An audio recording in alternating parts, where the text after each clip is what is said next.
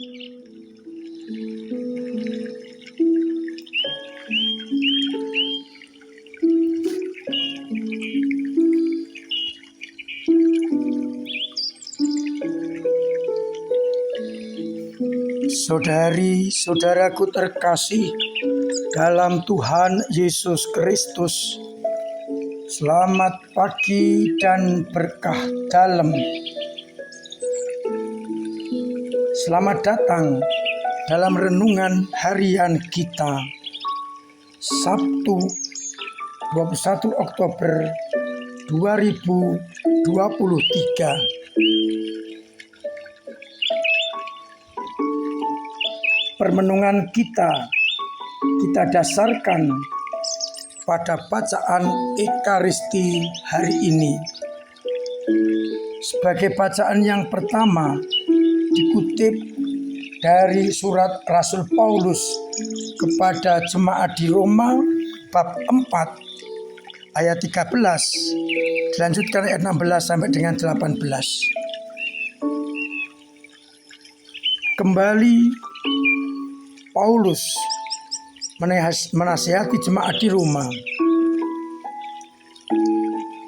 bahwa Abraham meskipun tidak ada dasar untuk berharap, namun ia toh berharap dan percaya kepada Yahweh. Itu berarti Abraham mengandalkan hidupnya hanya kepada Yahweh. Sedangkan pada bacaan Injil dari Injil Lukas bab 12 ayat 8 sampai 12, Yesus mengajarkan beberapa hal kepada murid-muridnya. Barang siapa mengakui dia di depan manusia, akan diakui oleh anak manusia di depan para malaikat Allah. Demikian sebaliknya, bila menyangkal depan anak manusia, akan disangkal pula di depan para malaikat.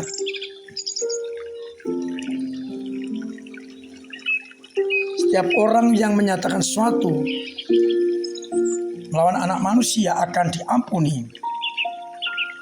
Tapi barang siapa menghujat Roh Kudus, tidak akan diampuni. Bila kita diserahkan kepada penguasa, majelis, kita tidak perlu khawatir dengan apa yang harus kita katakan, karena Roh Kudus yang akan mengajarkan kepada kita apa yang harus kita katakan. Itu berarti hidup kita selalu dibimbing, dilindungi, dan dijaga oleh Roh Kudus. Saudari-saudaraku terkasih dalam Kristus, orang yang akan menjalankan sesuatu atau mengambil keputusan pasti punya dasar yang dijadikan pegangan dalam hidupnya. Tetapi berbeda dengan Abraham, sekalipun tidak ada dasar untuk berharap, namun ia tetap berharap dan percaya kepada Allah.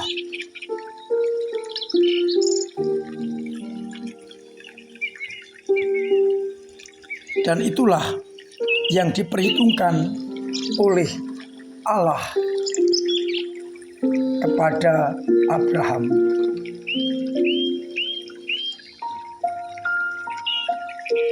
Karena iman itulah janji Abraham berlaku untuk semua keturunannya. Maka iman menjadi penting di dalam hidup kita. Ketika Abraham dipanggil, Abraham tidak punya dasar tetapi ia percaya kepada penyelenggaraan Allah. Demikian pula berbagai macam ujian. Ternyata Abraham terbukti setia kepada Yahweh. Iman itulah yang menyelamatkan dan bukan perbuatan kita.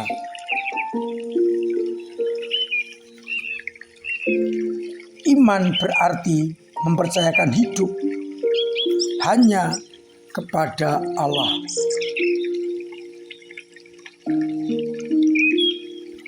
Keputusan iman tidak ada dasar yang diandalkan, tetapi keyakinan akan keselamatan yang diberikan oleh Allah. Maka dalam berbagai kesempatan Abraham sungguh beriman dan itu diperhitungkan sebagai kebenaran. Bagaimana dengan kita? Sudahkah kita berani menyerahkan hidup dan mengandalkan Dia di atas segala-galanya?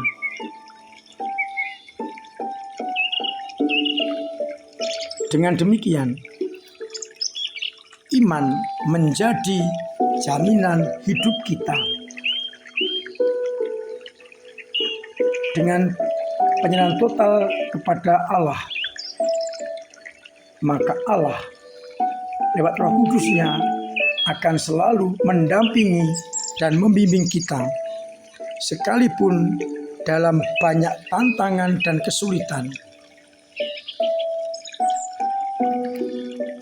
Maka Yesus mengajarkan kepada kita berhadapan dengan tantangan musuh atau siapapun juga, kita tidak perlu khawatir dan sibuk mencari pembenaran diri, karena Roh Kudus yang akan memberikan kekuatan dan kata-kata untuk mengalahkan mereka yang melawan kita. Persoalannya adalah apakah kita peka selalu mendengarkan bisikan dan gerakan Roh Kudus Allah itu. Seringkali yang terjadi, kita hanya mengandalkan kekuatan sendiri. Kita mohon rahmat Allah agar kita mampu mendengarkan bisikan dan suara Roh Kudus, agar kita semakin kuat dan yakin Roh Kuduslah yang akan membela kita.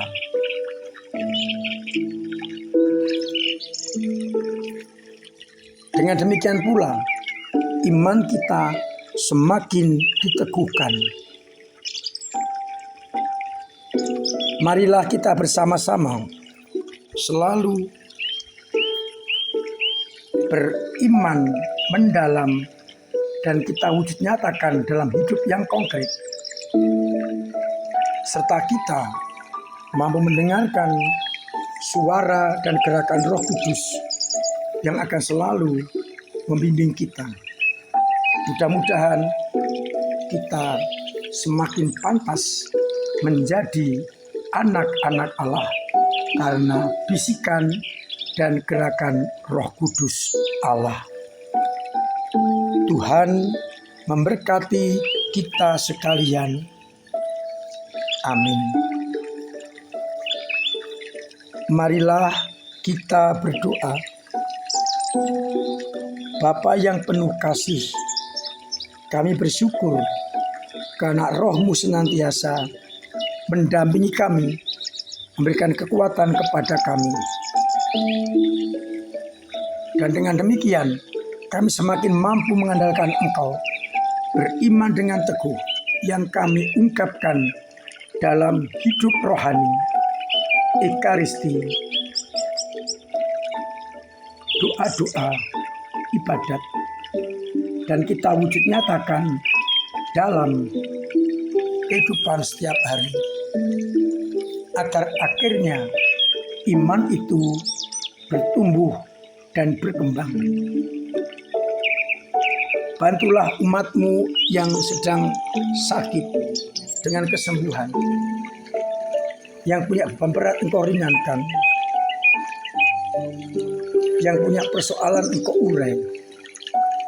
Dan yang sedang ekonomi engkau bantulah sesamanya, agar mereka tetap beriman kepadamu. Semoga dengan kasih karunia-Mu, iman umat semakin diperkembangkan. Biarlah akhirnya semua orang hanya mengandalkan Engkau di atas segala-galanya. Berikanlah kepekaan hati akan bisikan Roh Kudus, agar akhirnya kami bertindak dengan kuat kuasa Roh Kudus itu. Untuk itu ya Bapa, dampingi, bimbing kami dengan berkat-Mu sendiri, Bapa dan Putra dan Roh Kudus. Amin. Saudara-saudaraku terkasih, tetap saya anjurkan, saya harapkan, bahkan setengah saya wajibkan untuk tetap menjalankan protokol kesehatan demi kesehatan kita dan orang lain. Saya ingatkan kesempatan untuk mendoakan arwah orang beriman tanggal 2 November bisa dilakukan dengan cara mengambil amplop baik di sekitar paroki maupun di pos satpam, dan kemudian ditulis nama-nama yang akan didoakan. Satu amplop maksimal 5 nama, dan kalau lebih bisa memakai amplop yang lain. Tersedia banyak amplop.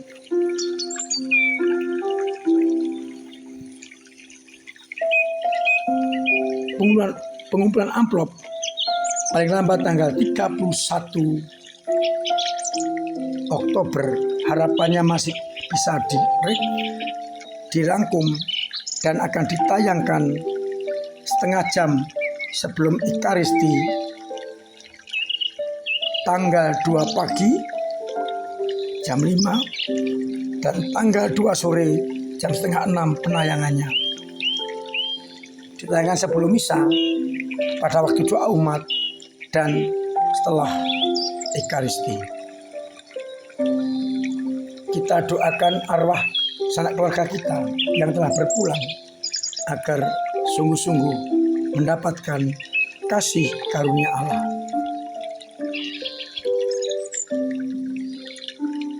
Terima kasih untuk segala keterlibatan panjenengan bagi paroki kita dengan segala-galanya yang akan membantu untuk mengembangkan iman umat. Saya berharap kalaupun kita tidak punya atau tidak mau ambil bagian dalam salah satu karya, minimal tidak mencela keputusan paroki dan paroki kita. Itu sudah bagian dari membangun paroki. Akhirnya saya mengucapkan selamat pagi, selamat merenungkan, salam sehat, Tuhan memberkati.